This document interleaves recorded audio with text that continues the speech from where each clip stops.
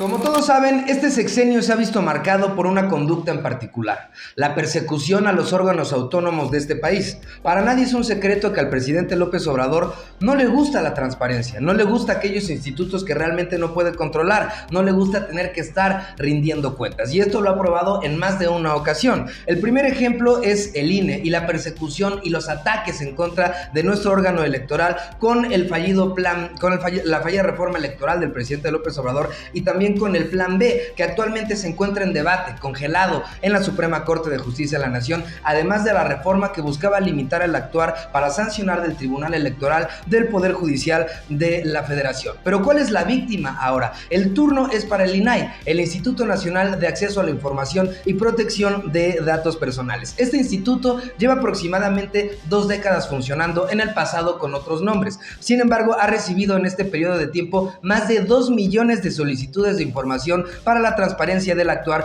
de nuestros gobernantes o de nuestros funcionarios. Gracias a la labor del INAI, en sexenios pasados se ha podido informar la población acerca de escándalos de primera línea, como los contratos a los amigos de Felipe Calderón en su gobierno, como el escándalo de la estafa maestra de Enrique Peña Nieto y como el escándalo de Odebrecht, también en el sexenio de Peña Nieto. El propio López Obrador le solicitaba información al INAI en sexenios pasados. El propio López Obrador hizo campaña de acuerdo a la información que publicaba el INAI. Sin embargo, ahora las cosas cambiaron. López Obrador es el poder ahora, es el gobierno en turno, pero el INAI siguió con su función y ha servido para exhibir los escándalos ahora de López Obrador. ¿Como cuáles se estarán preguntando? Como el conflicto de interés por la casa gris del hijo de López Obrador, al cual no ha respondido a más de un año de que sucedió. Como el escándalo de Segalmex, que dobla los montos de la estafa maestra de Peña Nieto, y también como la falta de transparencia en obras como el AIFA y el dinero que se le ha dado a la Sedena. Todo esto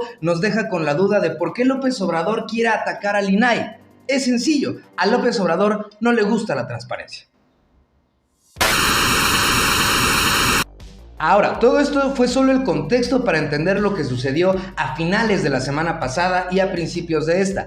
El contexto también es que 4 comisionados del INAI terminaron su periodo y el presidente López Obrador, de la mano de su secretario de Gobernación, Adán Augusto, metieron mano para batear a las opciones que ya habían nombrado los propios senadores de Morena para sustituir al INAI, dejándolo así inoperante. No obstante, con esto la situación empeoró y se fue discutiendo cada vez con un mayor nivel de aplomo en el Senado de la República, en donde la oposición le exigía a los legisladores de Morena que nombraran ya a los comisionados del INAI, a lo que el propio Ricardo Monreal, líder parlamentario de Morena en el Senado, se comprometió a que el jueves de la semana pasada los iban a nombrar. Sin embargo, llegada la fecha, una vez que discutieron acerca de los comisionados, estos no los votaron. La justificación así de mañosa fue que iban a discutir el tema y los iban a nombrar, mas no los iban a votar, es decir, el INAI iba a quedar inoperante de una manera u otra. Ante esto vino el enojo por parte de los senadores panistas, quienes tomaron la tribuna y no permitieron que se llevara a cabo la sesión. Ante esto, muchos de los legisladores de Morena, incluyendo al propio presidente de la República, se quejaron porque habían hecho el plantón dentro del Senado, a lo que yo me pregunto, pues López Obrador vivía de plantones, el PRD de López Obrador vivía de plantones, no sé ahora de qué se quejan ahora que son gobierno. Sin embargo, la situación escaló, los senadores del PAN se quedaron a dormir en el Congreso para que no los vayan a madrugar, igual que los madrugaron, apoyando el Plan B en la madrugada hace ya un par de meses. ¿Cuál fue la situación? Que el día viernes los legisladores de Morena fueron a una reunión a Palacio Nacional con el propio López Obrador y con las corcholatas presidenciales, de entre las cuales destacó la inclusión de la 4ª corcholata, Ricardo Monreal, que faltó a su palabra, y ese fue el premio por haber seguido bateando a los comisionados del INAI. Entonces, luego de la reunión, los senadores fueron en un camión que ya los estaba esperando afuera de Palacio Nacional para llevarlos a una sede alterna al Senado, en donde no se encontraran los panistas, a la antigua casona de Xicoténcatl, antes el palacio en donde legislaban los senadores. Y fue así, mientras México se encontraba de Puente y la Rosalía daba su concierto en el Zócalo, que los senadores de Morena aprobaron una ley cada 10 minutos en un patio improvisado, sin invitar a la oposición, sin invitar a quienes forman parte de las comisiones de los institutos que iban a reformar durante esa sesión. Vaya, ni siquiera contaban con el quórum. Chéquese usted la maroma que tuvieron que hacer. Forzaron a la senadora Claudia Valderas, que estaba de gira representando al propio Senado en Bruselas, Bélgica, para que renunciara y su segunda opción, es decir, su relevo, en caso de que ella no pudiera sesionar, fuera corriendo directamente con los senadores para así reunir los 65 senadores, que es el mínimo para que pudieran sesionar. Una vergüenza.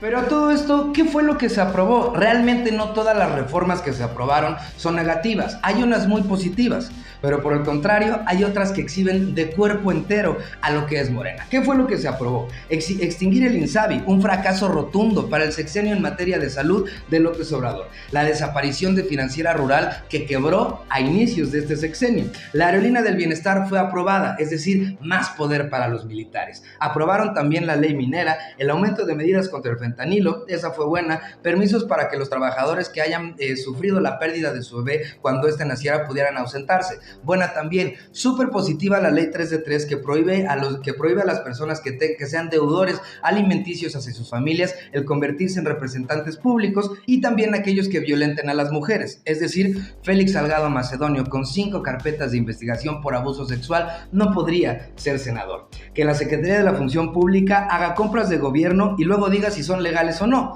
Ya parece que se van a disparar solitos en el pie. La militarización del Estado aéreo. Que los recursos que recabe el Tren Maya sean para el ejército. Esto terminó siendo un engaño para las comunidades indígenas de la zona más pobre del país, es decir, el sur, ya que les habían dicho que los recursos iban a ser para ellos. Sin embargo, esto no fue así. Más dinero para el ejército. Y no solo esto, el 80% de los ingresos recaudados por materia de turismo van a ir también destinados al ejército. ¿Para qué quiere el ejército tanto dinero? Recordar que los ingresos por materia de turismo están en segundo lugar, solo por detrás de las remesas que manda la comunidad migrante. Todo ese dinero, todo ese mundo de dinero va a ir a parar directo a manos de la Sedena. Que la edad mínima para ser diputado sea de 18 años. Desaparecieron el CONACYT, del que vamos a hablar en nuestra siguiente entrega. Elevaron la pena por la tala ilegal de árboles, medidas para incentivar la compra de coches eléctricos, dan facilidades para que pequeñas y medianas empresas puedan entrar a los mercados bursátiles, y también prohibieron los remates nacionales y la reducción de los límites de velocidad dentro de las instituciones públicas. ¿Para qué esto último? ¿Quién sabe?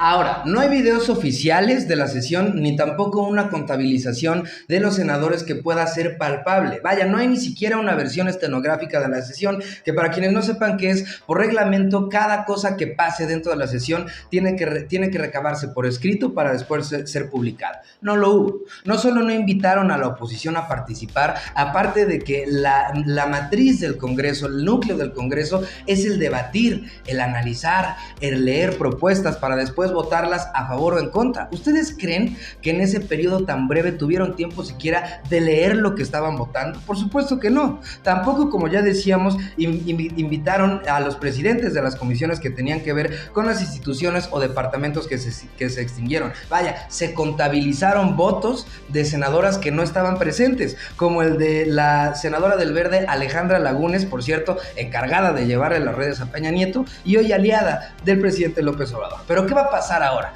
Miembros de la oposición por parte del PAN ya han dicho que van a impugnar esta ola de reformas, esta diarrea legislativa. ¿Ante quién más? Ante la Suprema Corte de Justicia de la Nación, que ha demostrado ser el único contrapeso a los atropellos López Obradoristas. Pero hablando del presidente, ¿qué dijo López Obrador? El presidente en la mañanera de este propio martes, al ser cuestionado por lo que sucedió, dijo: ¿y de qué se quejan si el PRI y el PAN hacían lo mismo? A lo que yo le respondería, pues precisamente de eso, de que el PRI y el PAN hacían lo mismo, y es momento de una confesión. Yo voté por López Obrador. Yo le di mi confianza al actual presidente de la República precisamente porque él dijo que iba a ser diferente a los sexenios pasados. Aunque me cayó el hocico, realmente en algunos aspectos sí ha cumplido esta promesa, sí es diferente a gobiernos pasados, porque es peor. Ante esto yo me pregunto, ¿en qué mundo vive López Obrador? Con todas las crisis que tiene el país, todos los focos rojos que pudiera haber están encendidos como para decir que vamos por buen camino. ¿Con qué autoridad moral se atreve a criticar el presidente al pasado si conserva sus mismos trucos y sus mismas mañas, hasta sus mismos escándalos? Ya casi termina su sexenio y el presidente López Obrador no ha entendido que no puede convencer a la gente de que vamos por buen camino simplemente diciendo que vamos por buen camino. Necesitamos hechos, necesitamos resultados, necesitamos transparencia y también necesitamos contrapesos. Aunque sabemos que eso es demasiado pedir para el presidente López Obrador. A las mexicanas, a los mexicanos, simplemente me queda comentar desde este espacio que hay que aguantar. Ya nos queda solamente 1 año y medio de esta pesadilla que llamamos sexenio. Terminamos.